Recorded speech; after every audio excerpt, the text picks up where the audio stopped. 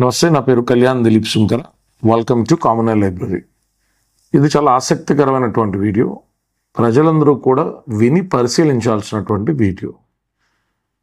ఇప్పుడు నేను రాజ్యాంగం పరిరక్షణ, బాబాసాహెబ్ అంబేద్కర్కి సంబంధించినటువంటి సిరీసు, ఇట్లన్నిటిలో ఒక ముఖ్య ఉద్దేశం ప్రజలు రాజ్యాంగబద్ధులే, రాజ్యాంగాన్ని అవగతం చేసుకుని అర్థం చేసుకున్న వ్యక్తులే వ్యవహరించినప్పుడు దేశం ఏ విధమైనటువంటి ఆటంకాలు లేకుండా పురోగతి చెందుతుంది అనేటువంటిది నా బలమైన నమ్మకం, నేను నమ్మేటువంటి ప్రిన్సిపల్.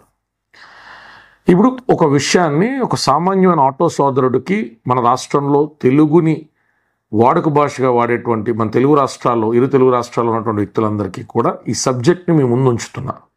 ఇందులో నేను ఎటు సైడు తీసుకోదలుచుకోవాలా, నేను నా విశ్లేషణ చెప్తాను, వివరాలు మీకు అందిస్తాను. ఒక ఇంటర్ప్రిటర్గా మీరు దాన్ని ఎట్లా తీసుకుంటారనేటువంటిది మీ వ్యక్తిగతమైనటువంటి ఆలోచనలు కసరత్తు చేసి కొంత చదివి అర్థం చేసుకొని తీసుకోండి. ఈ సంవత్సరం 2025కి ముందు తమిళనాడు గవర్నమెంట్ ఒక కేసుని సుప్రీంకోర్టు ముందుకు తీసుకెళ్ళింది. అది ఏంటి అంటే వాడుక భాషలో అర్థమయ్యేటట్టు వినండి. అదేంటంటే, ఏమంటే మేము ఒక 11 బిల్స్ పాస్ చేసాం మా స్టేట్ అసెంబ్లీ ద్వారా. ఆ బిల్స్ అన్నీ కూడా గవర్నర్ కన్సెంట్ కోసం ఆయన ముందుకెళ్ళి, ఆయన అధికరణ 200 ఆర్టికల్ 200, 201, 202 ఇవన్నీ కూడా గవర్నర్ కన్సెంట్తో ఏ బిల్స్ పాస్ చేయాలి, ప్రెసిడెంట్ కన్సెంట్తో ఏ బిల్స్ పాస్ చేయాలనేటువంటి రాజ్యాంగ రూపకర్తలు నిర్దేశించారు. రాజ్యాంగంలో ప్రతి అధికరణలో కూడా ఏది ఎలాగనేటువంటి సంగతిని చాలా స్పష్టంగా మెన్షన్ చేశారు. దాంట్లో ఆర్టికల్ 200 మొదలుకొని 201 మొదలుకొని ప్రతి దాంట్లో కూడా ఎవరు ఏ బిల్స్ని ఎలా కన్సర్న్తో అప్రూవ్ చేయాలి, ఒకవేళ ప్రెసిడెంట్ దాన్ని రిజర్వ్ చేసినటువంటి బిల్ని గవర్నర్ ఎందుకు టచ్ చేయకూడదు, గవర్నర్ ఎట్లాంటి బిల్ ప్రెసిడెన్సీకి పంపాలి, ప్రెసిడెంట్ కన్సర్న్ చూపించకపోతే, దాని మీద ఇంట్రెస్ట్ చూపించకపోతే, ఆ బిల్లుని వెనక్కి పంపితే అది మళ్ళీ తిరిగి హౌస్కి గవర్నర్ ఏ రకంగా పంపించాలి, ఇలా నిర్దిష్టంగా మన భారతదేశంలో ఆయా అధికారాలలోకి ఎవరు వచ్చినా, అంటే ప్రెసిడెంట్ అనే రోల్ ఒకటే, గవర్నర్ అనే రోల్ ఒకటే, వ్యక్తులు మారచ్చుగాక, చీఫ్ మినిస్టర్ వ్యక్తులు మారచ్చు, ప్రైమ్ మినిస్టర్ వ్యక్తులు మారచ్చు, క్యాబినెట్లో మంత్రులు మారచ్చు, వ్యక్తులు మారినప్పటికీను ఆయా బాధ్యతలు మాత్రం నిర్దిష్టంగా ఎలా అనుసరిస్తే భారతదేశ పౌరులకి హక్కులు హననం చేయబడకుండా బాధ్యతలు గుర్తెరిగి ఎలా వ్యవహరిస్తారు, దేశం ముందరికి ఎలా సాగుద్ది అనడానికి మహానుభావులు చేసిన కసరత్తు యొక్క ఇదొక గైడు. మనం చిన్నప్పుడు చదువుకుంటాం కదా, 10th క్లాస్ 7th క్లాస్లో పబ్లిక్ ఎగ్జామ్స్కి మనకు గైడ్లు ఎలాగ ఉంటాయో అట్లాగా భారతదేశంలో ఐఏఎస్ ఆఫీసర్ అయినా, ఐపీఎస్ ఆఫీసర్ అయినా, for that matter A civil servant అయినా, పోలీస్ ఆఫీసర్ అయినా, ఎమ్మెల్యే అయినా, ఎంపీ అయినా, భారతదేశంలో ఏ కైండ్ ఆఫ్ అథారిటీని పవర్ని ఎక్స్చేంజ్ చేసే వ్యక్తి అయినా కేవలం ఈ బుక్కి లోబడే వ్యవహరించాలి. అందరికీ సుప్రీం ఏది ఇదే, సుప్రీంకోర్టుకి సుప్రీం ఏది ఇదే, ప్రధానమంత్రికి సుప్రీం ఏది ఇదే, ప్రెసిడెంట్కి, వైస్ ప్రెసిడెంట్కి, గవర్నర్కి, చీఫ్ మినిస్టర్కి అందరికీ సుప్రీం ఇదిగో ఈ గ్రంథమే. అయితే ఇక్కడ తమిళనాడు గవర్నమెంట్ పంపించి ఒక కంప్లైంట్ చెప్పింది. చెప్పినప్పుడు సుప్రీంకోర్టు ఏం చేసింది, తన దగ్గర ఉన్నటువంటి ఈ రాజ్యాంగం అనే మహాగ్రంథం ఇచ్చినటువంటి అధికరణ 142, మన టైటిల్ చూశారు కదా, అధికరణ 142, అధికరణ 142ని ఉపయోగించి, నేను ముందు మీకు చెప్పేసిన తర్వాత అధికరణ ఎన్ని చదివి మీకు చెప్తాలేండి, మీకు ఈజీగా ఫ్లోలో అర్థమైపోవాలి.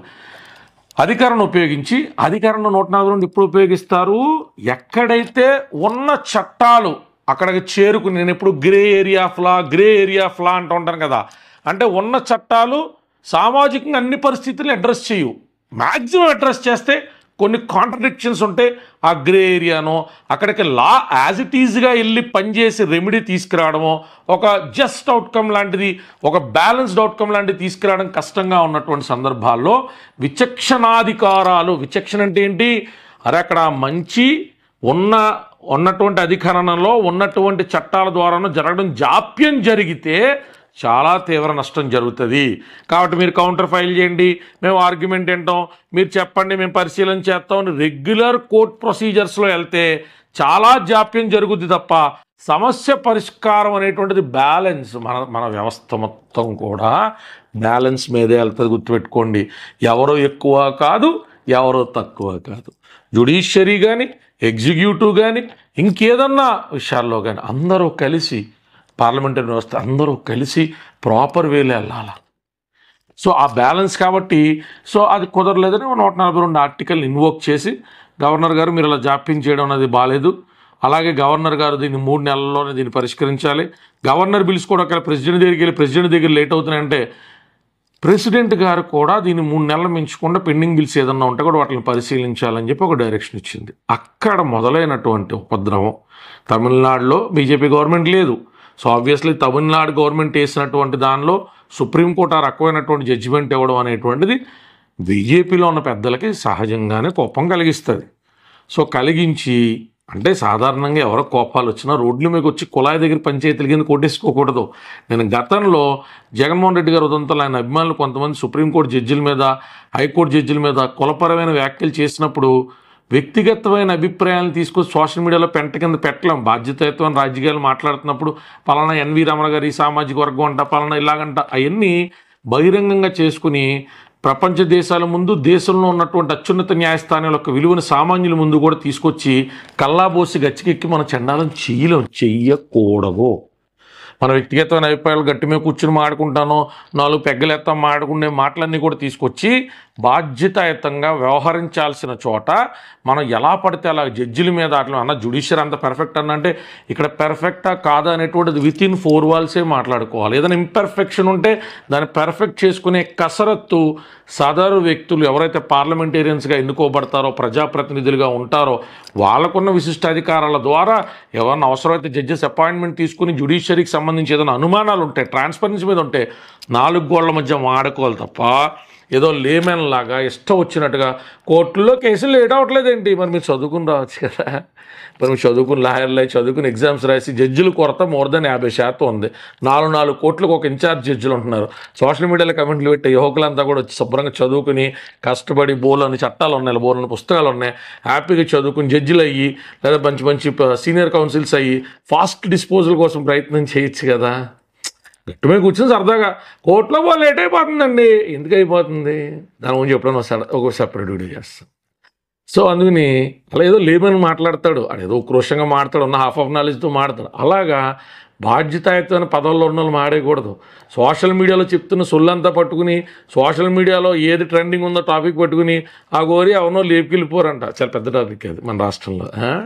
సో అందుకని ప్రతి స్క్రాప్ టాపిక్ సోషల్ మీడియాలో ఇంట్రెస్టింగ్గా ఉంటుంది. ఎందుకంటే స్క్రాప్ ఈజీగా అర్థమవుద్ది గట్టి. అవన్నీ పట్టుకుని పెద్ద పెద్ద పొజిషన్లో ఉన్న వాళ్ళు అలా మాడేయకూడదు. మరి ఏవీపీ గారు ఏవీపీ అంటానంటే మన వైస్ ప్రెసిడెంట్ గారు ఆయన ఏమని మాడారంటే జగదీప్ ధన్కర్ గారు ఏమన్నారంటే ఆయన ఈ జడ్జిమెంట్కి సంబంధించి అలాంటి ఒక నిర్ణయం ఎట్లా తీసుకుంటారు, అధికారం 142 మిసైల్లా తయారైపోయింది సుప్రీంకోర్టు చేతుల్లో. ప్రభుత్వ పెద్దలు ఏ నిర్ణయం తీసుకున్నా, పార్లమెంట్ ఏ నిర్ణయం తీసుకున్నా కూడా దాన్ని ఓవర్ రూల్ చేసేటువంటి స్థితిలో అదేదో మిసైల్ కింద ఇష్టారాజ్యం కింద వాడుతున్నారు బాధ్యత రాహిత్యంగా అని అక్కడితో ఆ తమిళనాడు గవర్నమెంట్ దానిలో గవర్నరు ప్రెసిడెంట్ గురించి మాట్లాడినట్లు అని అసంతృప్తి వ్యక్తపరచడంతో ఆగకుండా వైస్ ప్రెసిడెంట్ గారు ఏమన్నారంటే జడ్జిల దాంట్లో ట్రాన్స్పరెన్సీ లేదు, అసలు మన ఢిల్లీ హైకోర్టు జడ్జి ఇంట్లో డబ్బులు దొరికితే దానికి సమాధానం లేదు, సరైనటువంటి విధానం లేదు, బోలని చీడ పురుగులు అలాగే వామ్స్ రకరకాలన్నీ కూడా స్కెలిటన్స్ అస్థపంజరాల కింద నిండిపోయినటువంటి దాన్ని వాళ్ళు ఎవరు ఏమనకూడదంటే ఎలా కుదురుద్దని ఒక ఆవేశపూరితంగా అంటే ఆయన కూర్చున్న చైర్కి ఆయనంత ఓకల్ అంత డైలాగ్ని అంత పబ్లిక్గా మాట్లాడడం నిషేధం. ఆయన ఏదో లోకల్ ఎమ్మెల్యే కాదు, ఆయన లోకల్ ఎంపీ కాదు, ఎలా పడితే అలాగా పొలిటిసైజ్డ్గాను ఎమోషనల్ స్టీరప్ చేసేటట్టుగాను మాట్లాడడానికి భారతదేశానికి ఆయన వైస్ ప్రెసిడెంట్ మనం వెంకయ్య నాయుడు గారు చేసిన పదవి. అట్లాంటి మాటల్లో ఆయన మాట్లాడినప్పుడు నేను సైతం షాక్ అయ్యాను. మా supreme court bar association Kapil Sibal గారు మా ప్రెసిడెంట్ కూడా షాక్ అయ్యారు. ఆయన కూడా ఈరోజు ఉదయం స్టేట్మెంట్స్ ఇచ్చారు. మేము అందరం జ్యుడిషియరీలో ఉన్న వాళ్ళందరం కూడా కొంత భయానికి గురయ్యాం. అదేంటిది ఒక వీపీ ఒక వైస్ ప్రెసిడెంటు ఆయన మాట్లాడింది నిజమా అబద్ధమా తర్వాత తర్కన అన్న విమర్శలు లేవా అన్న అంటే అవి మామూలుగా మాట్లాడుకోవచ్చు, మామూలు స్థాయిలో మాట్లాడుకోవచ్చు. వైస్ ప్రెసిడెంట్ స్థాయిలో మాట్లాడకూడదు. వైస్ ప్రెసిడెంట్ స్థాయిలో మాట్లాడే విషయాలు కాదు. ఆయన ఏదో నిర్ణయాలు తీసుకోవాలంటే జుడిషియల్ ట్రాన్స్పరెన్సీ మీద ఉంటే ఆయన ప్రభుత్వంలో భాగం కాబట్టి ప్రధానమంత్రి గారితో చర్చించి క్యాబినెట్ మంత్రులతో చర్చించి పార్లమెంట్లో ఏదన్నా బిల్ పాస్ చేస్తే ఇప్పుడు ఆయన ఏంటంటే 2015లో కూడా పాస్ చేసాం కదా, 2015లో కొలీజియం ద్వారా ఎవరెస్ట్ వచ్చిన వాళ్ళ జడ్జిల్ని ఎస్కలేట్ చేసుకోకుండా ఒక కమిటీ ద్వారా చేయాలన్న దాన్ని కూడా కొట్టేశారు కదా, రిపీల్ చేశారు కదా. అంటే చూడండి, అధికరణ 142 ప్రభుత్వానికి నచ్చనటువంటి విధానంలో తీసుకుని 1-2 సందర్భాల గురించే దాన్ని మిసైల్ కింద వాడుతున్నారు అంటే సామాన్యులు గుర్తుపెట్టుకోండి. ఇదే అధికరణ 142 ద్వారా విశాఖ రూల్స్ అంటాం. అంటే పనిచేసే చోట మహిళల మీద సెక్షువల్ హెరాస్మెంట్స్ అనేటువంటివి జరగకూడదు, అక్కడ prevention of sexual harassments అట్స్ work place అనేటువంటి గైడ్లైన్స్ ఇచ్చింది కూడా ఈ అధికరణ 142 ద్వారా మాత్రం. నాకు గుర్తునే కొన్ని చెప్తాను నేను. అలాగే నేషనల్ కార్బైడ్ దానికి సంబంధించి 1991 అనుకుంటా, దాంట్లో కూడా స్పష్టమైనటువంటి జడ్జిమెంట్స్ని పాస్ చేసి భోపాల్ గ్యాస్ ట్రాజడీలో ఓ $450 మిలియన్ డాలర్స్ ఒక హ్యూజ్ అమౌంట్ని, సుమారు 1500-1700 కోట్లు అనుకుంటా, మా దాంట్లో వీడియో కూడా చేసాం, అంత అమౌంట్ని కాంపన్సేట్ చేయమని చెప్పి డైరెక్షన్స్ ఇచ్చింది కూడా ఇదే అధికారం 142 వాడే. అసలు ఒక మ్యారేజ్ విషయంలో ఎన్ని రకాల ప్రయత్నాలు చేసినా ఇద్దరు కలుసుకోలేకపోతున్నారు కాబట్టి అది ఇర్రిప్లేసబుల్ డ్యామేజ్ జరిగిపోయింది అంటే విడాకులు ఇచ్చాలి, జీవితాలను బతకమని చెప్పండి. హిందూ మ్యారేజ్ యాక్ట్లో స్పెసిఫైడ్గా లేకపోయినా కూడా ప్రయత్నాలు చేస్తున్నారు, ఇద్దరు కలిసి బతకలేరన్నప్పుడు వాళ్ళు ఎందుకు కలిసి ఉంచుతున్నారు అని ఒక రెవల్యూషనైజ్డ్ డెసిషన్ జడ్జిమెంట్ ఇచ్చింది కూడా మరి ఇలాంటి వాటిల్లోనే. అంటే మరి ఇన్నన్నింటికంటే కూడా అయోధ్య రామ జన్మభూమి కేసులో కూడా అధికరణ 142 వినియోగించి ఎన్ని సంవత్సరాలు దీన్ని సాగదీస్తారో, దీని ఒక జస్ట్ అవుట్కమ్ రావాలంటే ఒక 5 ఎకరాలు ఇక అక్కడ ఉన్నటువంటి ముస్లిమ్స్కి కూడా దీన్ని ఎలాకేట్ చేయండి, ఈ ల్యాండ్ దీన్ని రామ జన్మభూమి కింద ఉంచండి అని చెప్పి ఇచ్చింది కూడా అదే 142 వాడే. 1550 పైచిలుకు సందర్భాల్లో 1950 నుంచి 2023 వరకు ఇదే అధికరణ 142ని సుప్రీంకోర్టు వినియోగించుకుని చాలా రెవల్యూషనరీ జడ్జిమెంట్స్ పాస్ చేసింది. మరి అవన్నీ ప్రజలకి మేలు చేసినటువంటి జడ్జిమెంట్సే కదా. నేషనల్ హైవేల మీద ఈరోజు మందు అనేటువంటిది అమ్మడానికి లేదు అంటే, స్టేట్ హైవేస్ మీద కూడా లేదు అంటే అది కూడా అధికరణ 142 ద్వారా తీసుకున్నటువంటి నిర్ణయమే కదా. మరి మనకి దేశానికి చాలా మంచి చేయడానికి సుప్రీంకోర్టు ఈ అధికరణ 142 వాడినప్పుడు అది పొలిటికల్ మిసైల్ లాగో ఇష్టారాజ్యం కింద వాడుతున్నటువంటి పవర్ గానో, ఓవర్ రీచ్ చేస్తున్నట్టుగానో, పార్లమెంటుగా వ్యవహరిస్తున్నట్టుగానో ఎందుకు అనిపిస్తలేదు పొలిటీషియన్స్కి అన్నది ప్రజలు ఆలోచించాలా. ఖచ్చితంగా జ్యుడిషియరీలో ఏదైనా చేంజెస్ చేయాలంటేనో, మరింత ట్రాన్స్పరెన్సీ కోరుకుంటేనో, ఖచ్చితంగా జ్యుడిషియరీని ఎంపవర్ చేయాలనుకుంటేనో, రాజ్యాంగబద్ధంగా మరింత కట్టుబడి నడవాలనుకుంటేనో అది అంతర్గతంగా పార్లమెంట్ 4 గోడల మధ్య, సుప్రీంకోర్టు 4 గోడల మధ్య చర్చించుకోవాల్సిన విషయాన్ని ఒక కామన్ మ్యాన్ ముందుకి ఒకళ్ళ పట్ల ఒకళ్ళు వాళ్ళ యొక్క గౌరవాన్ని దిగదార్చుకునేటువంటి విధానంగా మాట్లాడడం అది సమంజసం కాదు. నా దృష్టిలో అయితే ఎవరో దాన్ని మద్దతించాల్సినటువంటి విషయం కాదు. ఒకవేళ అధికరణ 142 గైడ్ చేయడం అనేటువంటి దానిలో వాళ్ళకి ఏదైనా ప్రాబ్లం ఉంటే they can come for a review. వాళ్ళకి సొలిసిటర్ జనరల్ ఉంటారు, రివ్యూ ఫైల్ చేయొచ్చు. ఏమండి మీరు ఏం కన్సర్న్ తీసుకున్నారు 142 మాట్లాడడానికి ముందు, మీరేమన్నా అదిగోండి పలానా ప్రెసిడెంట్ గారిని పార్టీ కింద పెట్టారా, ప్రెసిడెంట్ తరఫున అడ్వకేట్ని రిప్రజెంట్ చేయనిచ్చారా, ఆ డాక్యుమెంట్స్ ఏమైనా పరిశీలించారా, తమిళనాడు చెప్పగానే మా వివరం తీసుకోకుండా మీరు తమిళనాడులో గవర్నర్ తరఫున ఉన్నటువంటి వాళ్ళు ఇంప్లీడ్ అయినంత మాత్రాన మీరు మమ్మల్ని కూడా ఎలా డైరెక్షన్ ఇస్తారండి, మేము దాంట్లో పార్టీగా కాదు కదా, ముందు మమ్మల్ని పార్టీగా జాయిన్ చేయండి, మాకు నోటీసులు సర్వ్ చేయండి, మా వివరణ కూడా విన్న తర్వాత 142 అవసరం అనుకుంటే మీరు ఇన్వోక్ చేయాల్సింది. మాకేమైనా సరదానా మీకు అనిపించవచ్చు, కానీ అజంప్షన్స్ మీద జడ్జిమెంట్లు ఇవ్వలేరు కదా. మాకేదో పొలిటికల్ మోటివ్ ఉందో, బీజేపీ చెప్పిందనో, ఆయా రాష్ట్రాల్లో బీజేపీ ఏతర పాలన చేసేటువంటి రాష్ట్రాల్లో తమిళనాడు తమిళసే కానీ లేకపోతే ఇక్కడ ఉన్న రవి కానీ వీళ్ళందరూ కూడా గవర్నర్స్, తమిళనాడు గవర్నర్ కానీ వీళ్ళందరూ బీజేపీ కన్సర్న్ మీద ఇవ్వట్లేదు. మీకు ఏదైనా రిజంప్షన్ ఉంటే ఇగో మేము ఆర్టికల్ 200 వైలేట్ చేస్తాం అనుకుంటే మా వాదన కూడా వినండి. రేపు పొద్దున కావాలంటే డివిజన్ బెంచ్ ముందుకు వెళ్ళినప్పుడు 5 జడ్జి బెంచ్ ముందుకో 9 జడ్జి బెంచ్ ముందుకు వెళ్ళినప్పుడు చెప్పుకోవచ్చు. దాన్ని బహిరంగంగా వచ్చి అలాగా సుప్రీంకోర్టు యొక్క గౌరవాన్ని కిందకి తీసేటువంటి విధంగా మాట్లాడుకుంటూ ఉంటే బాగుండేదేమో. నేను the honourable vice president of India ఆయన అంత బహిరంగంగా వ్యాఖ్యలు చేసి జడ్జిల్ని కింద లాగేసుకుంటే ఏముంది సార్, జడ్జిల టైం అయితే వాళ్ళు రిటైర్ వెళ్ళిపోతారు. ఇక్కడ వ్యక్తుల మీద కాదు కదా, మనం వ్యవస్థని ఎంత గౌరవం పెంచుకుంటే ప్రజలంతా ఆ గౌరవప్రదమైన వ్యవస్థ ఇంక చూసి అంత ధైర్యంగా ఉంటారు. చాలా సింపుల్ లాజిక్. ఇందులో రాజకీయాలు మిగతా చెత్తంతా పక్కన పెడదాం.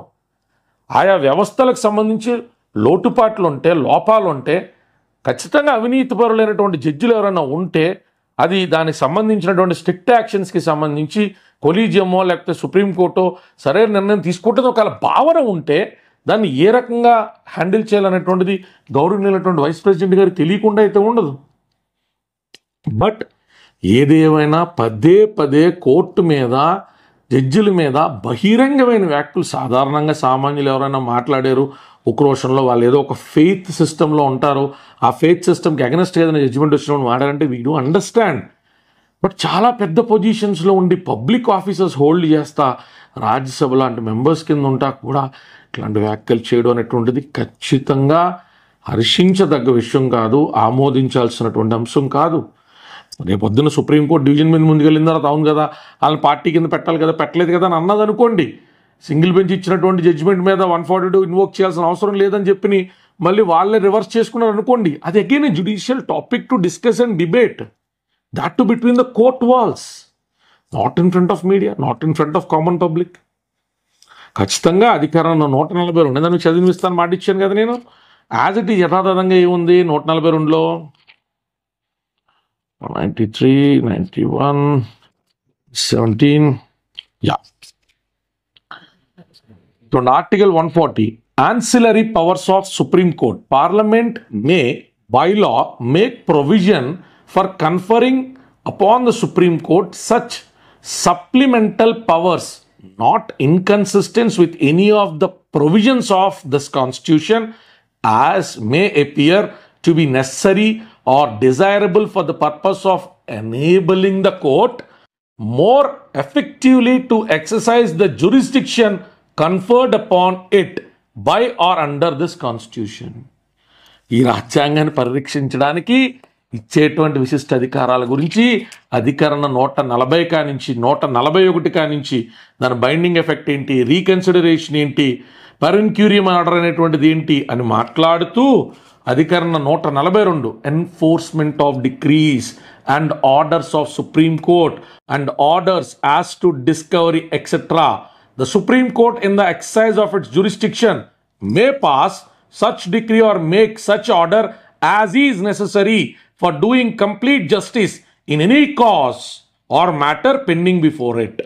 And any decree so passed or order so made shall be enforceable throughout the territory of India in such manner as may be prescribed by or under any law made by Parliament and until provision in that behalf is so made in such manner as the President may by order prescribe. Such to the provisions of any law made on behalf of by Parliament, the Supreme Court shall, as respects the whole of the territory of India, have all and every power to make any order for the purpose of securing the attendance of any person, the discovery or production of any documents, and or the investigation or punishment of any contempt of itself. ఇక్కడ 140, 41, 142 ఇవన్నీ కూడా supreme court ఎట్లాంటి కండిషన్స్లో ఒక విశిష్ట అధికారం ద్వారా సత్వరమైనటువంటి న్యాయాన్ని జరిపిస్తూ బ్యాలెన్స్ని కాన్స్టిట్యూషన్లో ఉన్నటువంటి విలువల్ని రిస్టోర్ చేయగలుగుతాదో అట్లాంటి ఒక విశిష్టమైన అధికారం గురించి మాట్లాడారు. నేను ఇందాక మీకు ఎగ్జాంపుల్ చెప్పినట్టుగా చాలా సందర్భాల్లో ఆ అధికారానికి సంబంధించినటువంటి ఎన్నో మంచి విషయాలన్నీ కూడా మనం కూడా చూసుకుంటూ వచ్చాం. మనం మాట్లాడుకుంటే కోల్ బ్లాక్ అలొకేషన్ కేసు కానీ, యూనియన్ కార్బైడ్ కేసు కానీ 1991 కానీ, లిక్కర్ సేల్స్ బ్యాన్ కానీ, అండర్ ట్రయల్ ప్రిజనర్స్కి సంబంధించినటువంటి విషయం. ఎవరైనా యూటీ ఒక కేసు నిమిత్తం వెళ్ళారు, జైల్లోకి వెళ్ళారు, మ్యాక్సిమం ఇంప్రిజన్మెంట్ 3 years ఉందనుకోండి, వాళ్ళు 1.5 year ఆల్మోస్ట్ చేసేసారు అనుకోండి, ఏదో కారణాలు రీత్యా బెయిల్ రిజెక్ట్ చేయడానికి లేదు, వాళ్ళకి మ్యాక్సిమం పడే ఇంప్రిజన్మెంట్లో సగం ఆల్రెడీ జైలు చేసినప్పుడు ఇంకా జైల్లో ఉంచడం అనేటువంటిది అధర్మం. సో ఇట్లాంటి ఎన్నో అద్భుతమైనటువంటి చట్టాలు, చట్ట సవరణలో, చట్టాలకు సంబంధించి దిక్సూచిగా వ్యవహరించే మార్గదర్శకాలు ఇచ్చినటువంటి అధికరణ 142 విషయంలో ఓవర్ రీచ్ అవుతుంది అనుకుంటే అధికారంలో ఉన్న ప్రభుత్వాలకి ఖచ్చితంగా దురుద్దేశపూర్వకంగా కొంతమంది జడ్జిలు ఒకవేళ వ్యతిరేకంగా వాళ్ళు దీన్ని వాడుతున్నారు అనుకుంటే పరిష్కరించుకునే వేదికలు మీడియా ట్రయల్స్ కాదు. కోర్టు పట్టుకొచ్చి మొత్తం మీడియా ముందు పెట్టలేం. ఏదైనా ఒక సందర్భోచితంగా మాట్లాడడం వేరు, బట్ మళ్ళీ మళ్ళీ చెప్తున్నా, పబ్లిక్ ఎవరు ఒపీనియన్స్ అనుకుంటే బీజేపీ అంటే ఇష్టపడే వాళ్ళు అన్నా ఖచ్చితంగా అసలు జడ్జిలు ఇష్టారాజ్యంగా ప్రవర్తించేస్తున్నారంటే మొత్తం తీసేద్దాం, కోర్టులు మూసేద్దాం, అట్లా కాదుగా. దానికి ఏదైనా పరిష్కారం కనుగొన్నా అది సోషల్ మీడియా అప్రూవల్కి పెట్టి జరిగేటువంటి డిస్కషన్ కాదుగా. కాబట్టి నా సజెషన్ ఏంటంటే దాన్ని బాధ్యతాయుతంగానే వ్యవహరించాలని కోరుకుంటూ, అధికరణ 142 మీద ఎవరైనా ఏదైనా వ్యాఖ్యలు చేయాలన్నప్పుడు వారి నిర్దిష్టమైనటువంటి స్థానాల మేరకు వాళ్ళు తగిన నిర్ణయం తీసుకోవాలని మనస్ఫూర్తిగా కోరుకుంటున్నాను. జై భీమ్, జై భారత్.